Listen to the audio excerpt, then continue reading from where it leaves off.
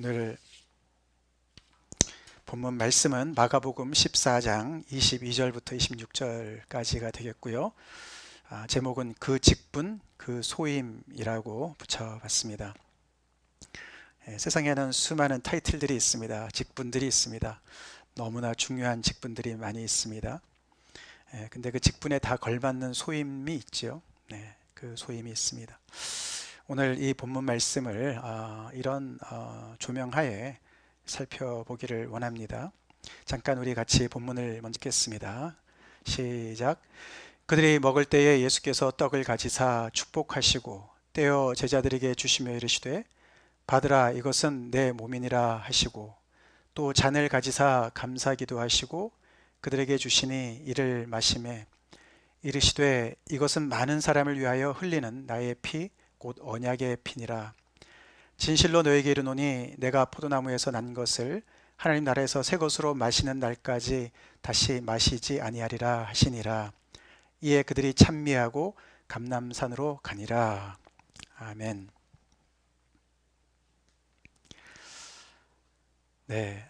오늘 이 본문 말씀은 예수님께서 제자들과 함께 이제 마지막 만찬을 나누시는 장면이지요. 거기서 예수님께서는 제자들에게 고별 메시지를 전하시고 계십니다. 제자들이 몇 번이나 예수님과 함께 유대 유월절 명절을 지켰을까? 적어도 두세 번은 지켰을 것 같습니다. 그렇죠?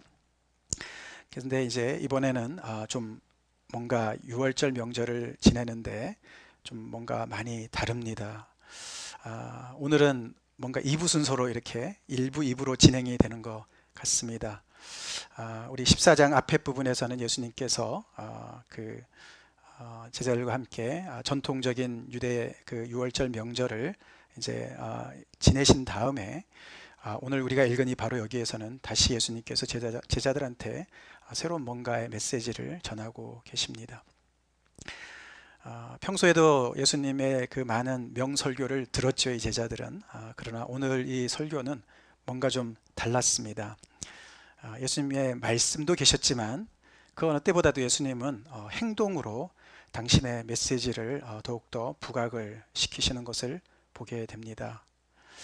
이것은 내 몸이다, 이것은 내 피다 라고 말씀하시는 중에 예수님은 행동으로 옮기시면서 그 무교병을 가지시고 축복하시고 떼어서 그들에게 하나하나 이렇게 주시면서 당신의 그 메시지를 강화시키고 계시는 거예요. 다시 말해서 예수님은 이 고별 메시지에서 당신의 죽음의 의미를 이렇게 극화되어서 그것을 전하고 계십니다. 내가 곧 이제 죽게 되는데 그 죽음의 의미를 너네가 잘 알아야 된다. 그 의미를 예수님께서 아주 강조를 많이 하시는 거예요. 그래서 말씀보다는 이 행동이 더 이렇게 부각이 되는 그런 마지막 메시지를 전하고 계십니다.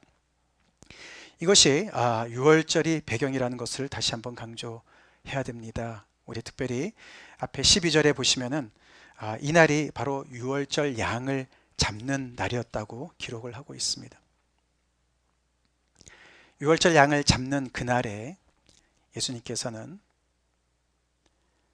당신의 죽음을 제자들한테 마지막으로 다시 알려주시면서 그 내 몸과 내 피를 마치 이 무교병과 이 잔이 너희들한테 이렇게 정말 이렇게 주어지듯이 이렇게 내 생명이 너에게 주어지는 거야, 내가 너에게 주는 거야, 그렇게 말씀하시는 것이죠. 예수님의 죽음을 예수님 자신은 분명히 아셨습니다. 무슨 의미인지를 정확하게 아셨습니다. 나중에 갖다 붙인 얘기가 아니에요. 내가 죽는데 이런 의미로 죽어라고 말씀을 하시는 거였습니다. 사실 이 유대인들에게 있어서 그 유월절은 굉장히 큰 절기 중에 하나 아닙니까? 유월절 때 바로 그 나라는 애굽의 그 종살이부터 해방된 날이 아니었습니까? 출애굽에. 역사를 보면은. 그래서 그들은 매년 이 유월절을 굉장히 정말 기쁨으로 정성으로 하나님께 드렸습니다. 그래서 가족들 단위로 이렇게 모여서 그들이 유월절 예배를 드릴 때 특별히 가장 그 가족 중에서 어린 아이가 이렇게 여러 가지 질문을 하는데, 질문 중에 하나가 바로 이겁니다. 왜 이 밤이 다른 날 밤과 다릅니까? 라고 질문을 함으로 그 예식이 시작된다고 그럽니다. 모든 밤들이 있는데 왜 이날 밤만 이렇게 유독히 특별합니까? 라고 질문을 하는 것이죠.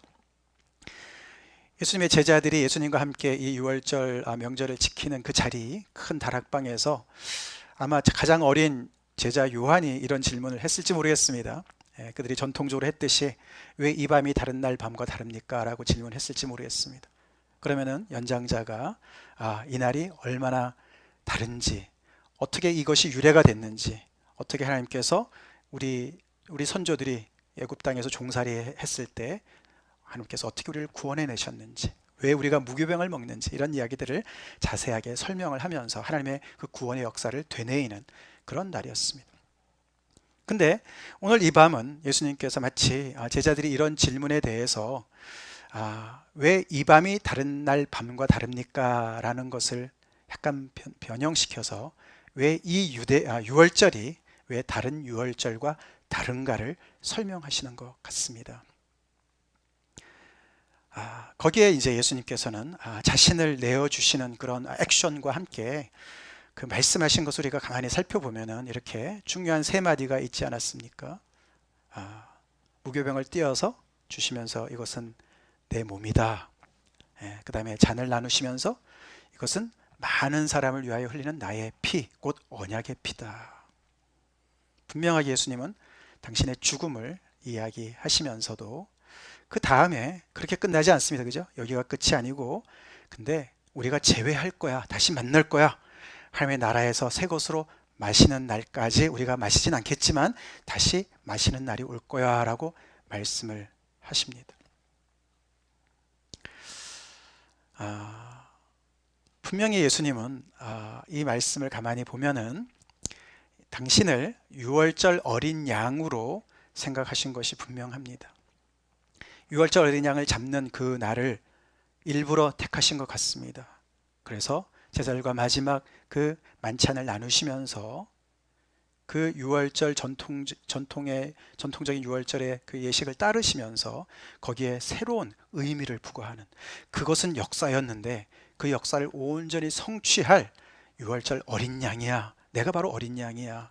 마치 우리가 침례요한의 표현을 빌린다면은 세상 죄를 지고 가는 하나님의 어린 양으로 오신 당신을 제자들한테 말씀을 하시는 거였습니다.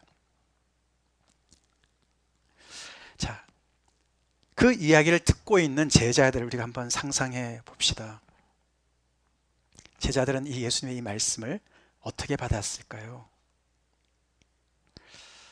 예수님의 이 말씀을 들으면서 너무나 감격해서, 감사해서 눈물을 펑펑 쏟으면서 주님 어떻게 너무너무 감사합니다. 우리에게 이렇게 구원을 정말 베푸시는 정말 그 하나님의 어린 양으로, 우리의 죄를 다 담당하신 어린 양으로 오셔서 너무너무 감사합니다 라고 반응을 했을까요? 모르긴 몰라도요, 이 반응에, 예수님의 이 말씀에 굉장히 거부감을 느낀 사람들도 있었을 것이고, 굉장히 그 때문에 너무 당황스럽고 힘들어하는 사람들도 꽤 있었을 것입니다. 마치 그들 중에 예수님 그거는 엄청난 낭비예요. 아니, 예수님이 그리스도 아니십니까? 그리스도신데 왜 죽으세요? 그건 낭비입니다 라는 생각을 가지고 있었던 사람들이 있었을 것 같지 않습니까? 사실 이 유월절 오기 바로 전에, 한 며칠 전에 베다니에서 한 사건이 있었지 않았습니까? 갑자기 거기에 나병 환자 시몬 집에 가 계시는 동안에 어떤 여인이 와서 굉장히 비싼 향유를 가지고 와서 그 옥합을 예수님의 머리에다 부었습니다. 그때 여러분 제자들의 반응 기억하시죠? 다들 너무나 분노했습니다. 화를 냈습니다. 그리고 도대체 왜 이렇게 허비하는 거냐, 여기 어찌하여 허비하는가, 그때 제자들이 말한 이야기죠. 제자들의 눈에는 엄청난 허비로 보였습니다. 그것을 팔면은 거의 한 장정의 연봉이거든요. 1년치 봉급이에요. 그렇게 많은, 그렇게 비싼 그것을 팔면은 많은 가난한 자들을 나눠줄 수 있을 텐데 왜 그거를 낭비하느냐라고 책망을 한 사건이 기억나지 않습니까? 300데나리오나 되는 그 엄청나게 비싼 그 향유를 웨이스트했다는 것이죠. 똑같이 제자들은 예수님이 죽으신다는 이 말씀에 똑같은 생각을 할 수가 있었겠습니다. 거기에 대표자가요, 가룟 유다입니다. 가룟 유다예요. 예수님께서 뭐가 모자라서 돌아가시냐? 지금 이스라엘 백성들이 이 아우성 치는 소리가 안 들리냐는 것이죠. 네. 가난에 허덕이고 병에 허덕이고 죽어가는 사람들이 너무나 많이 있고, 종교 지도자들의 압제와 더 나아가서는 로마 제국의 그 핍박 속에서, 박해 속에서 이 민족들이 신음하고 있지 않냐.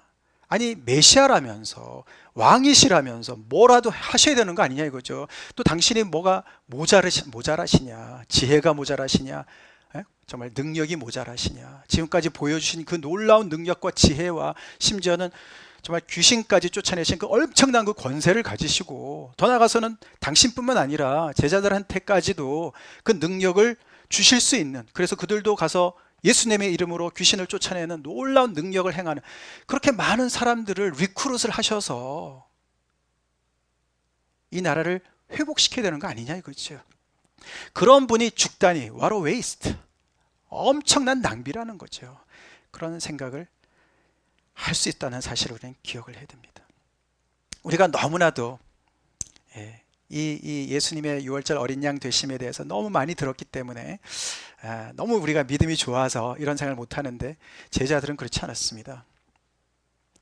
요즘 우리가 예를 들어서 말이죠, 요즘에 우리 좀 피부에 와닿는 얘기를 좀 돌아가 본다면은, 요즘 코로나 바이러스가 얼마나 우리의 현실에 정말 엄청난 영향을 미치고 있습니까? 그렇죠? 사실 또 감염될 위험성도 항상 노출되어 있을 수 있고 말이죠. 그래서 조심해야 되고, 우리의 정말 일상이 다 완전히 이제 이렇게 마비되는 상태고, 아직 그런 상황에서도 미국은 아직 워스트가 오지 않았다고 얘기할 정도로 정말 어디까지 우리가 가야 되는지, 이런 정말 답답하고 정말 두려운 상황에 지금 놓여 있지 않습니까? 이런 현실 속에서 예를 들어서 우리가 하나님 앞에 회개해야 된다, 하나님 앞에 기도해야 된다, 그게 와닿습니까? 그런 이야기가 와닿습니까? 아니, 코로나 바이러스의 그 정말 현실이 얼마나 정말 지금 아주 너무나 지금 처절한데, 하나님 앞에 기도한다고, 회개한다고 무슨 관계가 있나, 현실과 우리의 신앙과 현실이 완전히 이렇게 동떨어지는 것 같지 않습니까? 이 당시 유대인들, 대표적으로 특별히 열심당원들, 정말 이 나라의 그 독립을 위해서 애쓰는 많은 그런 열심 있는 사람들은 예수님의 이런 말씀에 굉장히 시험이 들 법했습니다. 아마도 많은 성서학자들이 얘기하기를 가룟 유다가 바로 그런 마음이 아니었을까. 가룟 유다가 예수님을 따라 나섰던 어떤 나름대로의 뜻이 있었는데, 예수님을 따라가면 따라갈수록 이 현실과 뭔가 좀 동떨어진 것 같은 하나님의 나라를 말씀하시는데, 원수는 여전히 여기 있는데 그 원수에게 정말 어떻게 공격을 하시거나 어떤 무슨 그런 방책을 만드시는 것도 아니고, 거기다가 이제 이렇게 당신이 이제는 죽음을 향해서 계속 나아가시는 그런 그 행보를 도저히 이해할 수가 없었을 것입니다. 현실을 도외시하는, 외면하는 것 같았을 것입니다. 그 많은 능력과 그 많은 정말 그 지혜로 충분히 이 나라를 정말 이렇게 힘들게 하는 많은 그 악의 세력들을 물찌를 수가 있고, 그리고 이 나라에 정말 하나님께서 기뻐하시는 그 나라를 오게 할 수 있는 진정한 메시아로서 손색이 없을 거라고 믿고 따라왔는데, 아니 고작 하신다는 게 이것이 내 몸이다, 이것이 내 피다 라고 말씀을 하시는 거죠.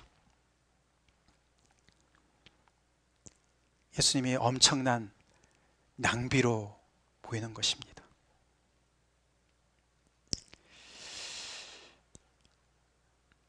여기서 우리가 이제 질문을 하게 됩니다. 예수님의 그 직분은 어떤 직분이었고 예수님은 어떤 소임을 감당하시는가라는 것이죠. 요즘에 미국 트럼프 대통령이 대통령으로서의 그 정말 소임을 다 감당하지 못해서 정말 많은 그 집중 정말 그 미디어의 포화를 받고 있습니다. 네, 지금 모든 그 주지사들이 나서서 이 코로나 바이러스를 진정시키려고 그러는데 각각이 알아서 해라, 마치 그런 것과 같이 연방 정부에서 탑 수장인 트럼프 대통령이 뭔가 해야 되는 일들을 이렇게 정말 늑장을 부리고 또 자기 어떤 그런 책임을 회피하는 것 같은, 그래서 정말 그가 그의 직분에 맞는 그의 소임을 감당하지 않아서 너무나 많은 사람들이 정말 빨리 그 직분을 감당하라고 이야기를 하고 있습니다. 예수님께서 그 타이틀이 무엇이었습니까? 예수님은 메시아예요, 그리스도예요, 그죠? 네, 이들이 오랫동안 대망한 그리스도입니다. 왕입니다. 그날의 왕이에요. 근데 예수님께서 거기에 걸맞는 소임을 지금 감당하시냐 이거예요.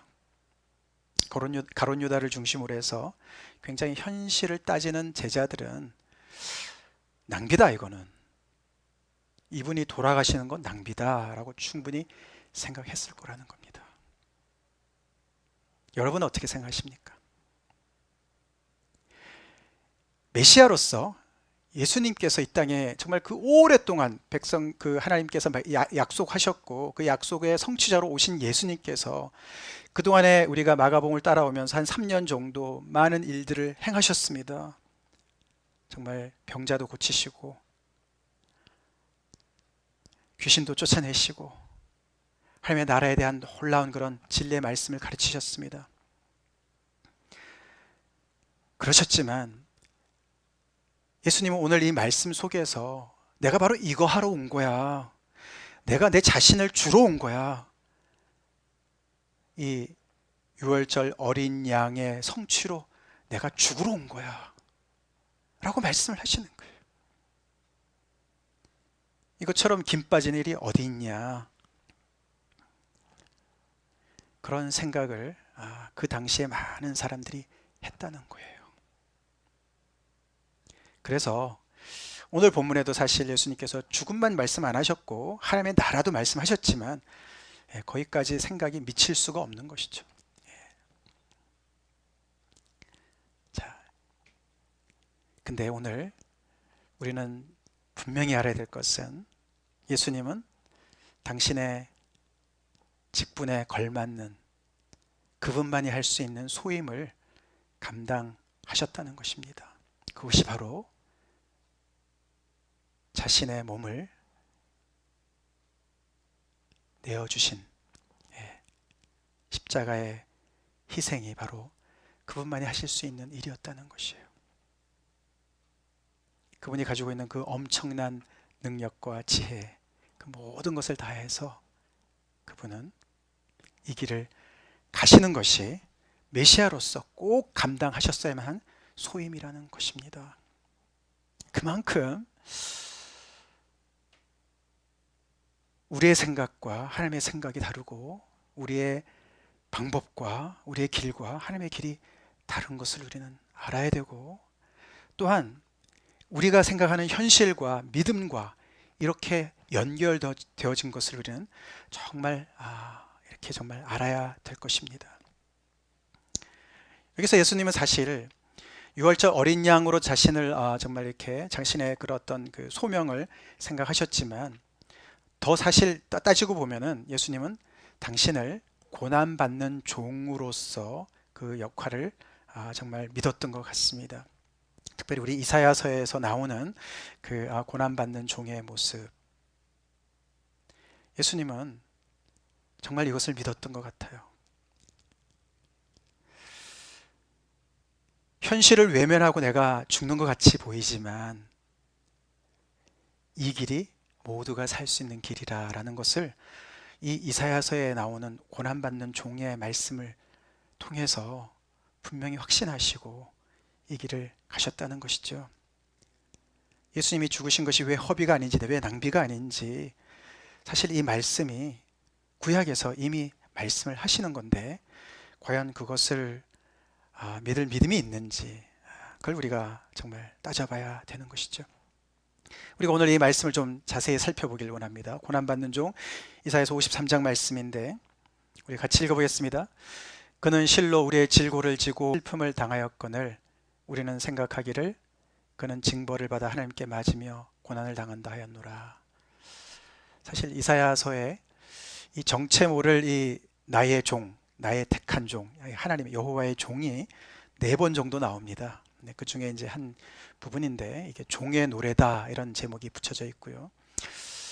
많은 이제 그 사람들이 이 정체가 누굴까? 이스라엘 백성일까? 어떤 거는 이스라엘 백성들 같아 보입니다. 그러나 어떤 거는 이 종이 그 이스라엘 백성들한테 뭔가를 하는 거예요. 미니스트리를 하는 거예요. 그래서 분명히 다른 개체다. 어떤 특정한 어떤 인물이다. 물론 우리 예수 믿는 사람들은 그게 예수님이라고 얘기를 하지만 유대인들은 그렇게 생각을 하지 않죠, 당연히. 그리고 이 구약은 이 유대인들 그 전통으로 해서 쭉 내려오는 말씀인데 이 말씀을 우리가 가만히 보면은 굉장히 이해가 안 되는 정말 그 정체를 모를 이 그라는 사람, 이 고난받는 종, 이 하나님의 종이라는 사람은 하나님께 징벌을 받고 고난을 당하는데 그것이 자기의 어떤 잘못 때문이 아니라 이 백성들의 질고라는 것은 연약함을 얘기하는 거죠. 질병, 연약함, 그들의 슬픔, 백성들의 연약함과 백성들의 슬픔을 대신 담당하는 존재인 거예요. 근데 백성들은 모른다고 얘기를 하는 거죠. 근데 그가 하나님께 그래서 징계를 받아서 찔림을 받고 상함을 받는 것이죠. 근데 그것이 백성들의 허물 때문이고 백성들의 죄악 때문이라고 얘기를 하는 거예요. 대신 받는 것이죠. 대신 받는다고 무슨 효과가 있을까? 근데 이 구절에 보면 효과가 있다고 얘기합니다. 그가 징계를 받음으로 우리는 평화를 누리고 그가 채찍에 맞음으로 우리 나음을 받았도다. 어떻게 이런 일이 가능할 수 있을까? 이 시는 설명하지 않습니다. 하나님의 비밀에 붙여져 있는 것이죠. 신기하게도 놀랍게도 이 사람이 징계를 받는데 백성이 평화를 누리게 된다는 것이에요. 이 사람이 채찍에 맞는데 백성이 나음을 받았다는 것입니다. 사실 본인이 자신이 그리스도라고 메시아라고 이야기를 하면서 희생된 그 역사적으로 희생된 그런 거짓 선지자들, 거짓 메시아들이 꽤 많이 있었다고 제가 지난주에도 말씀드린 것 같은데 그랬습니다. 그래서 이 제자들이 볼 때는 뭐 리더 하나가 희생을 당한다 그래도 그것이 지금 현실의 모든 문제를 절대로 풀 수도 없고 해결할 수도 없고 무슨 영향을 미칠 수 있는 게 아니라는 것이죠. 현실의 문제를 직접 직면해서 풀어나가야지. 아니 뭐 리더가 하나가 희생했다고 무슨 상관이 있냐. 너무나 각박한 현실 속에서 그렇게 생각이 드는 것이죠. 코로나 바이러스의 문제를 정말 이 의료진들이 해결을 해야지. 백신을 빨리 개발을 해서 또 정말 정확하게 모든 것들을 잘 해서 치유를 해야지, 퇴치를 해야지 기도한다고 되느냐? 하나님 앞에 회개할 문제냐? 관련이 있는 거냐? 근데 이 시는 분명히 얘기하죠. 고난받는 종이, 하나님께서 택하신 종이 대신 징계를 받으니까 그 백성들이 평화를 누린다는 거예요.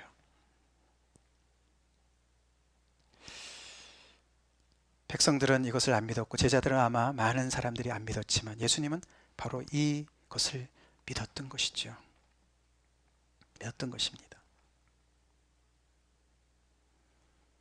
더 나아가서 이것은 예수님의 아이디어가 아니고 여호와 하나님께서 그 모든 죄악을 그 택하신 종에게 담당시키셨고, 마치 동물의 제사를 통해서 죄를 사해 주시는 하나님의 그 은혜처럼 이 한 사람을 선택하셔서 백성의 모든 죄악을 그에게 담당시키셔서 그가 감당하도록 하셨다라는 말씀이 이 이사야에서 나오는 거예요.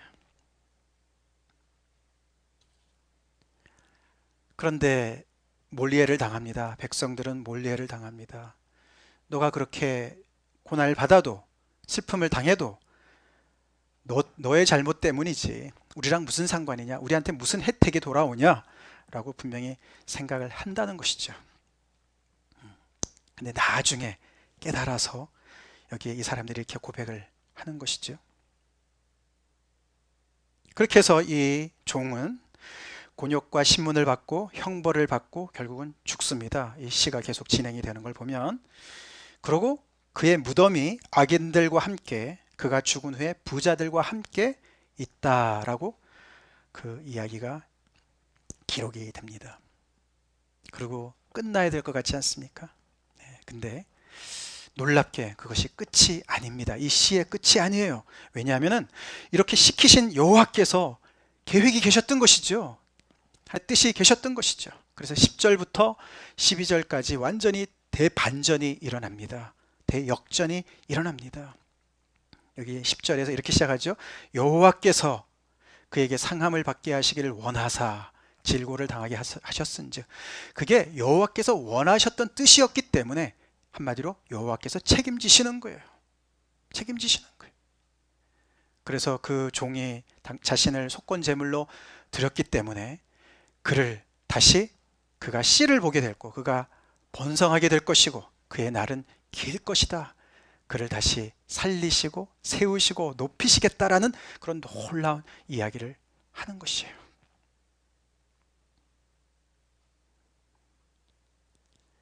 또 그의 손으로 여호와께서 기뻐하시는 뜻을 성취하리로다.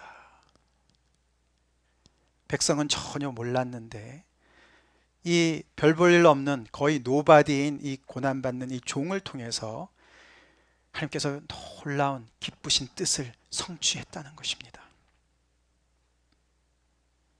이 고난받는 종이 바로 운명이 예수님 자신이 운명이라고 믿었던 것 같죠?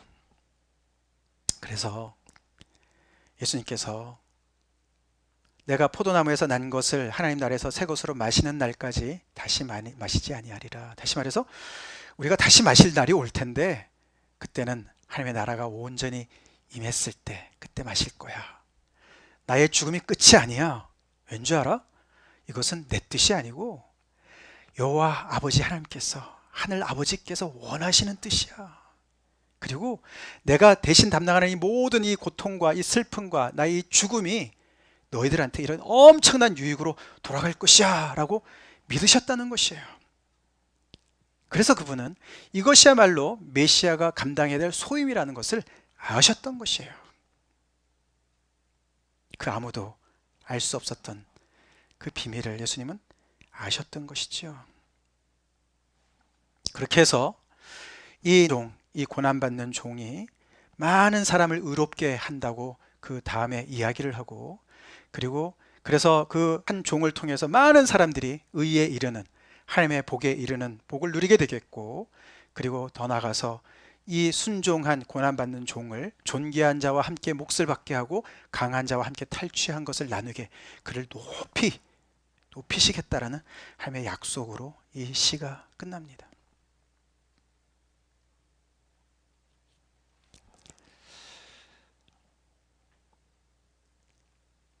예수님께서 오늘 이 본문 바로 앞에서 제자들과 함께 유월절 만찬을 나누시면서 너희 중에 하나가 나를 팔 거다, 배신할 거다 라고 말씀해 주십니다. 그게 바로 앞에 나오죠. 다들 접니까? 라고 물어봅니다. 그 이야기 끝에 21절에 예수님께서 이런 말씀을 하셨어요. 인자는 자기에 대하여 기록된 대로 가거니와 인자를 파는 그 사람에게는 화가 있으리로다. 여기서 인자는 자기에 대하여 기록된 대로 가거니와, 이 말씀이 참 크게 와닿습니다. 자기에 대하여 기록된 대로 간다. 이게 무슨 말일까? 네. 이것이 바로 오늘 이 이사야서 53장에서 기록된 하나님의 선하신 뜻인 것이죠. 하나님의 선하신 뜻대로 순종해서 나의 모든 그 길을 달려가는 그 길, 나는 그 길을 가는 거야. 기록된 대로, 하나님의 정하신 뜻대로 나는 가는 곳이야. 너희들이 볼 때는 메시아라면은 죽지 말고, 아니 그런 거 그렇게 정말 너무나 힘들고 어렵고 정말 이렇게 지저분하고 그런 것들은 우리가 할게요. 우리가 죽을게요. 대신 메시아 왕이신 당신은 끝까지 사셔서 뭔가 해보셔야 되는 것이 아닙니까? 라고 생각할 수 있는, 그게 아니고 6월절의 어린 양으로 내가 죽어야 이 이사야서 53장의 말씀대로 이 고난받는 종이 그 하나님의 작정하신 그 뜻대로 가야 그 모든 혜택이, 은혜가 너희들한테도 임할 거기 때문에 나는 간다, 내 길을 간다 라고 말씀을 하십니다. 그러나 인자를 팔은 사람에게는 화가 있으리로다. 왜 인자를 팔았다고요? 그만큼 우리는 하나님의 길과 하나님의 방법을 참 모릅니다. 잘 몰라요. 너무나 우리는 세상적으로 생각을 많이 합니다. 하나님의 나라, 하나님의 왕, 그 직분에 있는 그리스도는 이렇게 우리한테 해주셔야 됩니다 라고 생각을 많이 하는데, 그것이 이렇게 예수님이 우리 마음에 안 든다고, 우리가 원하는 것을 안 주신다고 그분을 배신할 수 있는, 충분히 배신할 수 있는, 그분의 방식에 정말 못마땅해서 다른 메시아를 찾아야 되겠다고 생각할 수 있는, 그렇게 우리는 정말 하나님의 뜻에 무지한 사람들입니다. 제가 아까 계속 지금 현실과 저희 현실과 자꾸만 이렇게 말씀을 연결시켰는데요. 이 상황에서, 코로나 바이러스가 이렇게 창궐하는 이 상황에서 우리가 회개하는 것이 소용이 있을까요? 무슨 효력이 있을까요? 그리스도인들이 우리가 가지고 있는 직분을 가지고 우리가 감당해야 될 소임이 무엇일까요? 우리 의료진에서 정말 종사하시는 많은 분들이 정말 위험을 무릅쓰고 당신들의 그 자신들의 소임을 감당하느라고 너무나 애쓰시는 그런 아름다운 그런 소식을 우리가 많이 듣습니다. 각자의 직분에 맞는 소임을 감당해야지요.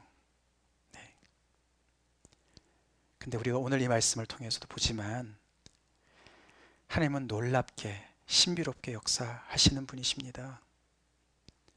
메시아가 징계를 받는데 그의 백성들이 평화를 누리게끔 하시는 거예요.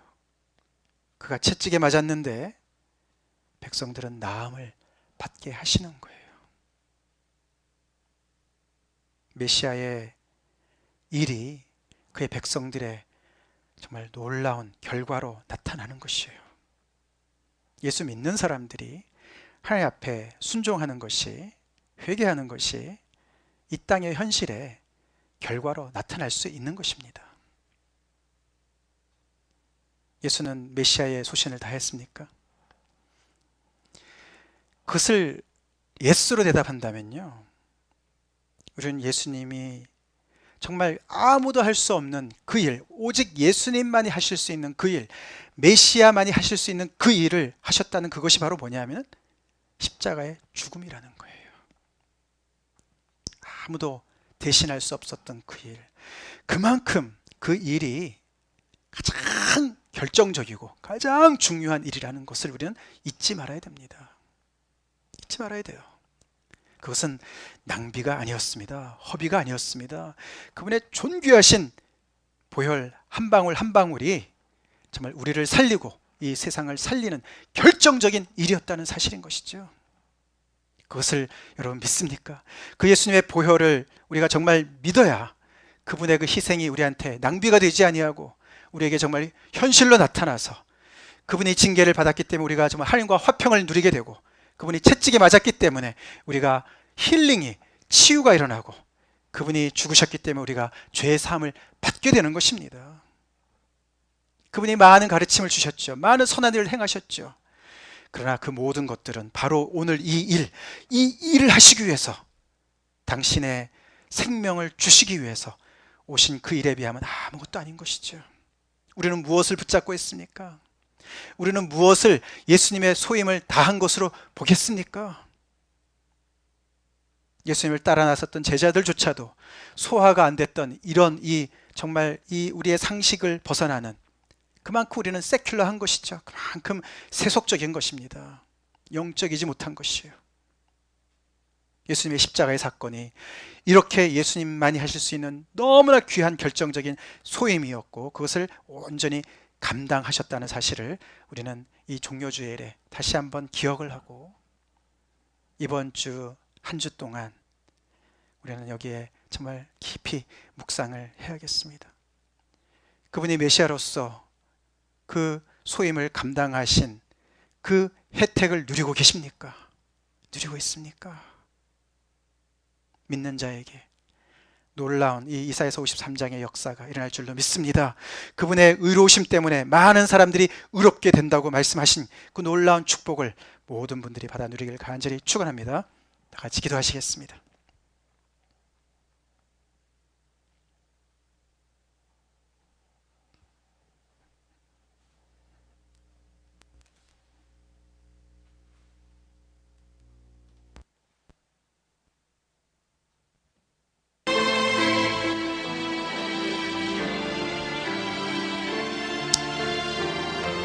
자, 오늘 말씀을 우리가 같이 묵상하면서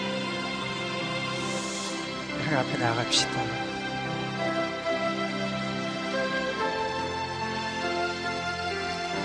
대통령이면 대통령의 소임을 감당해야 됩니다. 안 그러면 직무유기죠.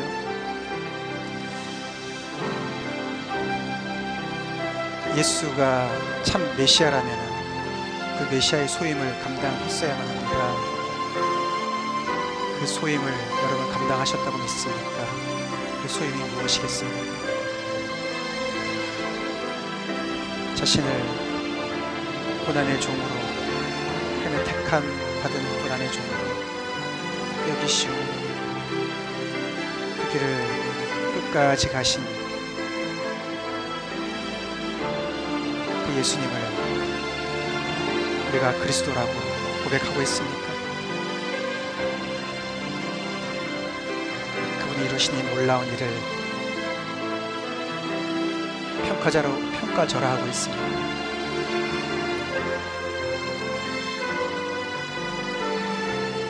예수님의 이 길은 세상의 수많은 표면적인 일들의 그 뿌리가 되는 그 뿌리를 공격하고 쳐부수고 해결하는 바로 그 일이셨습니다.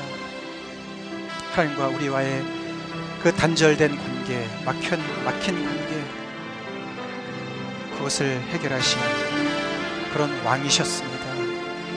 겉으로 볼 때는 무기력하게 죽으신 것 같지만 그분은 어린 양뿐만 아니라 사자로서 사자와 어린 양 되시는 그 왕 되시는 사자의 권위를 가지시고 이 죽음의 길을 가신 것입니다.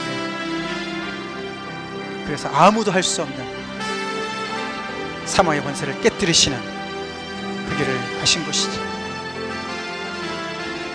그것을 믿는 자들은